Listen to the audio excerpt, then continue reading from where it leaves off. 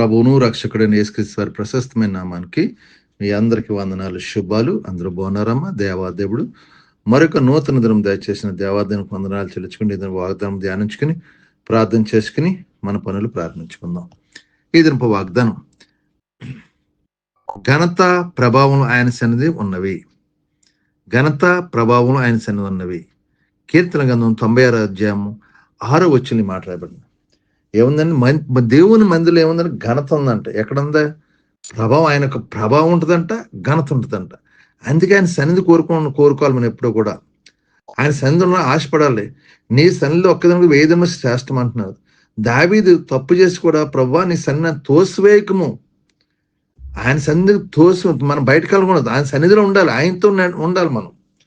కాబట్టి ఆయనతో ఉన్నప్పుడు ఏమంటే ఘనత వస్తుందంట. మనకేమో ఘనత వస్తుందంట, ప్రభావం వస్తుందంట. ఎక్కడ? ఆయన సన్నిధిలో ఉన్నప్పుడు. అందుకే మనం వారం కూడా ప్రభు సన్నిధిలో గడపాలి.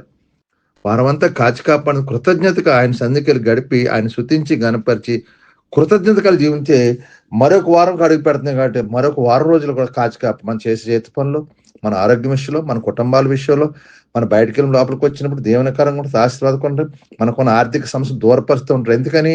ఆయన సన్నిధిలో కనపడుతున్నావు కాబట్టి, దేవునికి ఇష్టంగా నువ్వు జీవిస్తున్నావు కాబట్టి నీకు ఘనత కలిగిస్తాడు. ఇప్పుడు కూడా ఏ ఘనత నువ్వు పొందుకోకుండా ఉన్నావో, ఏ ప్రభావం నీ కుటుంబం లేదో, అవన్నీ దేవుని సన్నిధిలో నీకు దొరుకును గాక.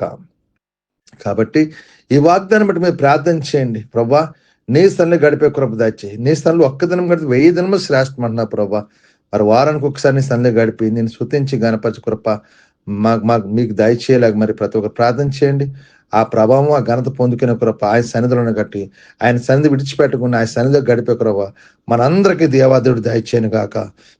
అటువంటి కృపా ధన్యత మనందరికీ దయచేయను గాక. ఈ కొద్ది మాటలు దేవుడు దీవించి ఆశ్రయించును గాక. ఆమేన్. మీ సమయంలో మీ కొరకు ప్రార్థన చేస్తాను. మీరు కూడా నాతో ఏకపించిన ప్రార్థన: సర్వాధికారి యేసు ప్రభా, కృపగలవాడ, కనికరపు ఉండా, నీకు వందనాలు, స్తోత్రాలు. మరొక నూతన వారంలో అడుగు పెడుతున్నాం ప్రభా. గడిచిన వారం అంతా రెక్కల చాటును భద్రపరిచి కాచి కాపాడు.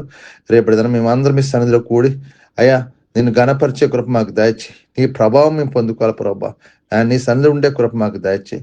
అనేక మంది సన్నిధికి నడిపించండి. రేపు జరిగే ఆరాధనలో మీరు ఉండండి. మీ సన్నిధి కృప మాకు తోడుగొంచమని అడుగుతున్నాను తండ్రి. ఎవరైనా బలహీన ముట్టండి, స్వస్థపరచండి.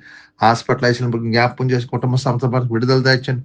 అయ్యా ఏ సమస్యని బిడ్డలు ఉన్నారో ఆ సమస్యను విడిపించరు. రేపు దినం జరిగే ఆరాధనలో అనేక స్వస్థ విడుదల కలిగే కృప దయచేయి.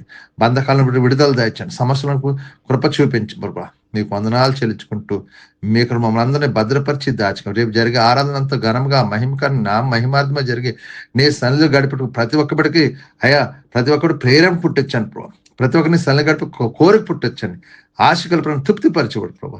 రేపు అనేక మంది గుంపు సమూహం వచ్చి ప్రభా నిన్ను ఆరాధన గణపరిచి ప్రతి ఒక్కరిని మీరు దర్శించి అభిషేకించి కృప చూపించమని మీకే మహిమా ఘనత ప్రభావం పొందుకుని యేసు పరిశుద్ధం పడుతున్న తండ్రి.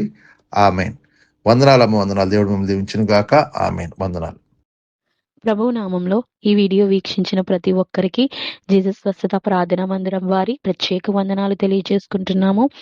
మరి ఇంకెన్నో సందేశాలు, వీడియోలు, సంఘ కార్యక్రమాలు మీకు అందుబాటులోకి రావడానికి పక్కనే ఉన్న సబ్స్క్రైబ్ బటన్ని ప్రెస్ చేసి బెల్ ఐకాన్ని కూడా ప్రెస్ చేయాల్సిందిగా కోరుకుంటున్నామండి.